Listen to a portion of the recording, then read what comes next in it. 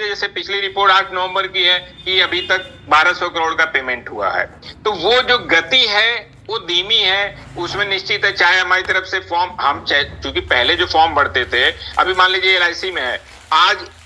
Pan नहीं है, ये नहीं है, तो फॉर्म नहीं लिया जाता, लेकिन आज से 15-20 साल पहले वहां पे भी फॉर्म ले लिए जाते थे। आज भी उसमें अगर नाम गलत है तो उसकी एफिडेविट या तमाम उसकी फॉर्मेलिटी करनी पड़ती है। तो निश्चित है कि सहारा में वो चीजें धड़ल्ले से भर ली जाती थी, अब वो कमियां आ रही हैं, क्योंकि जो वहां पे है जेन्युइन कस्टमर की मांग कर रहा है और सुप्रीम कोर्ट के रिटायर्ड जज वहां पे हैं, तो वो उस चीज को नहीं समझते हैं कि आपने कैसे फॉर्म भरा था। उनको है कि भाई A to Z ये सही चाहिए। अब वो A to Z सही में हमारा सम्मानित जमाकर्ता पूरी तरह प्रभावित हो रहा है। नहीं तो अब तक तो ये 5000 करोड़ बट के और भी वो डिमांड करके पैसे ले पाते। तो अपील यही है, हम भी यही मानते हैं कि सरकार इस चीज को समझेगी और चीजों की, लेकिन आप उस पे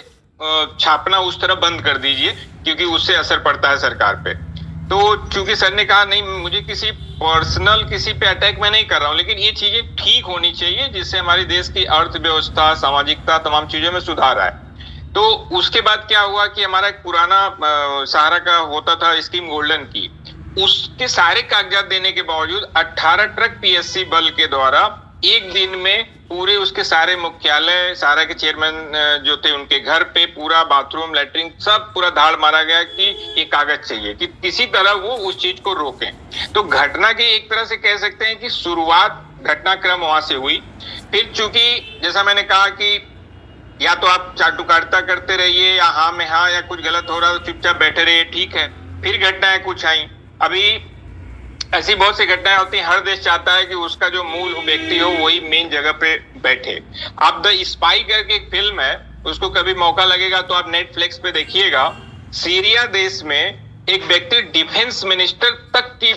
जगह पे पहुंच जाता है और वो इजराइल का एक मोसाद का जासूस होता है, ठीक। अब सोचिए अगर वो सीरिया का डिफेंस मिनिस्टर बन गया होता तो क्या हालत करता। फिर भी उसके जो इनपुट दिए गए उससे इजराइल ने सीरिया को बहुत ज्यादा नुकसान पहुंचाया। और वो अब तक का एक, मतलब मैं सिर्फ समझाना चाहता हूं कि किसी बाहरी मुल्क को अगर आप अपने देश का प्रधानमंत्री या तमाम बताएंगे, इतिहास भी गवाह है कि पीछे के दिनों में जाइए तो चंद्रगुप्त की भी शादी अगर हुई तो उस समय भी चाणक्य जी ने शर्त रखी थी, ठीक है, ये जो सिकंदर के साथ के सेनापति थे, कि शादी तो होगी लेकिन इनका बेटा राजा नहीं बनेगा। तो वो बातें होती हैं जो हम भी कहते हैं, लेकिन एक पत्रकार पूछे और एक व्यवसायी अगर उस बात को सही कह दे तो वो भी चीज का एक खामियाजा कितना बड़ा, वो कड़ी से कड़ी जुड़ते जाती है। जो सहारा के चेयरमैन साहब ने कहा कि नहीं, एक अपने भारतीय मूल का व्यक्ति प्रधानमंत्री बनना चाहिए, तो वो कड़ियां भी जुड़ी। बाद में गवर्नमेंट आई तो उसमें प्रेम गुप्ता जी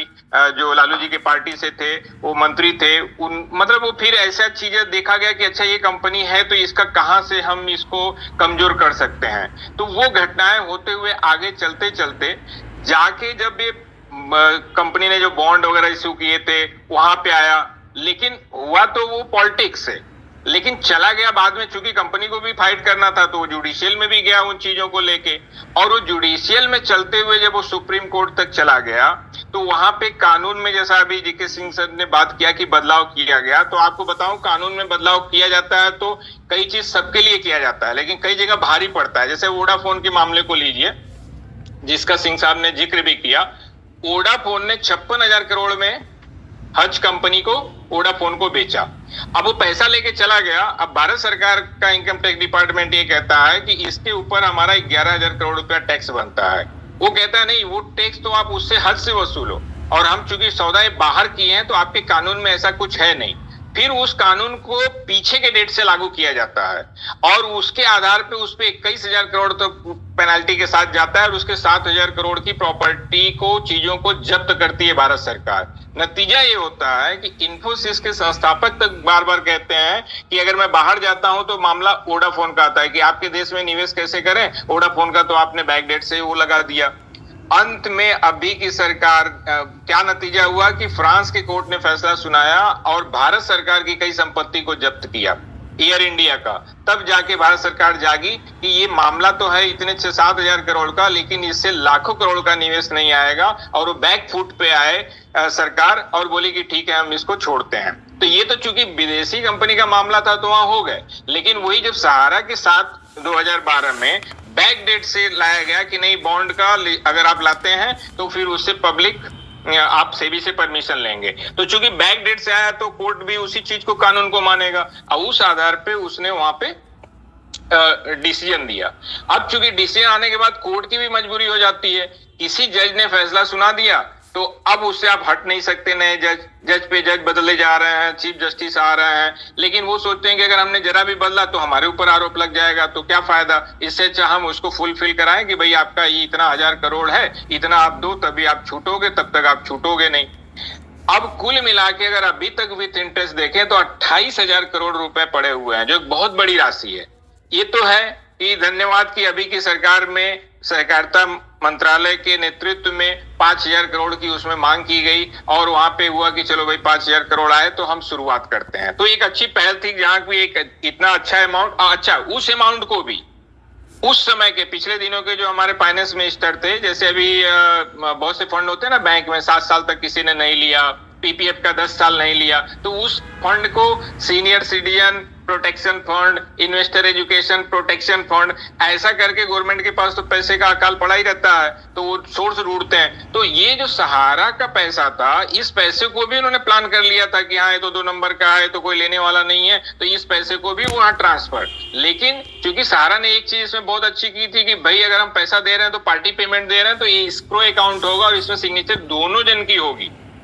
किसी एक की नहीं होगी। एक की होती तो आप जान लीजिए कि जो 100-150 करोड़ का खर्चा अभी तक सेबी ने बताया वो निकाल लिया होता उसमें से, लेकिन 1 रुपया नहीं निकाल पाया है क्योंकि वो एस्क्रो अकाउंट है और वो पार्टी पेमेंट करने पे ही सहारा उस पे साइन करने के लिए तैयार होता है, इसलिए अटका हुआ है, तो वो चीज भी हो नहीं पाया। हाँ, अभी जो पोर्टल आया तो निश्चित है, जैसे पिछली रिपोर्ट 8 नवंबर की है कि अभी तक 1200 करोड़ का पेमेंट हुआ है, तो वो जो गति है वो धीमी है, उसमें निश्चित है चाहे हमारी तरफ से फॉर्म हम क्योंकि पहले जो फॉर्म भरते थे, अभी मान लीजिए एलआईसी में है, आज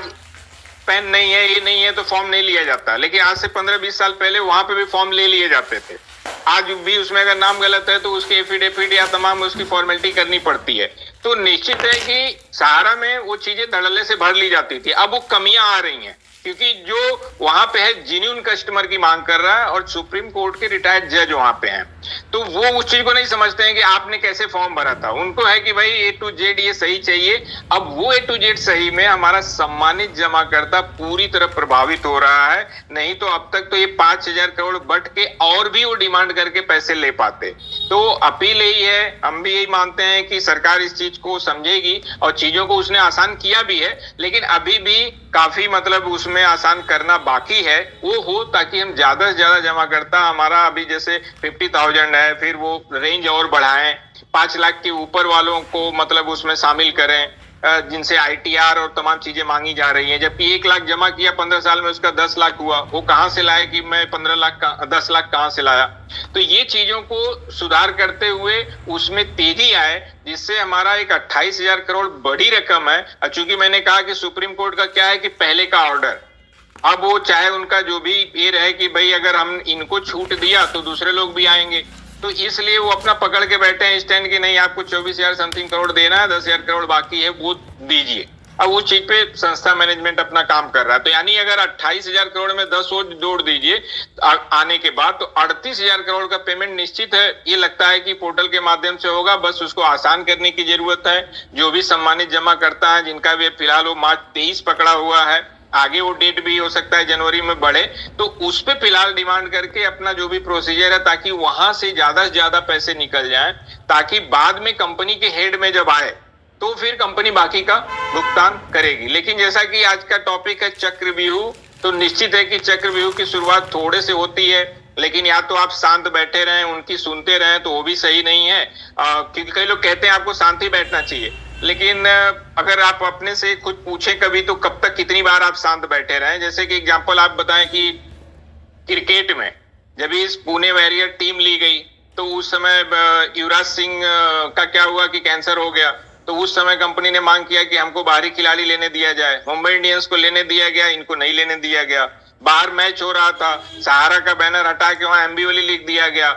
फिर भी हमारा पैसा वापस नहीं किए। तो ऐसे कई घटनाएं हुई। तो उसपे एक चेयरमैन बोले थे कि भाई एक बार मारो, दो बार मारो ठीक है, बार बार मारो तो आदमी को दर्द नहीं करेगा क्या? तो ऐसे आप एकदम मतलब वो तो किसको दर्द नहीं करेगा जो एकदम निर्जीव हो, मर गया हो। तो वो चीजें होती हैं, कुछ लोगों की अपना व्यक्तित्व होता है। तो वो चीज उन्होंने कहा, तो अब किसी की नजर में हो सकता है बोले नहीं ऐसा नहीं बोलना चाहिए था, कोई बोलेगा बोलना चाहिए। तो वो तो बातें बीत गई, उससे नहीं मतलब, लेकिन वो एक चक्रव्यूह तैयार होता रहा है, आगे भी कई कंपनियों के साथ होता है,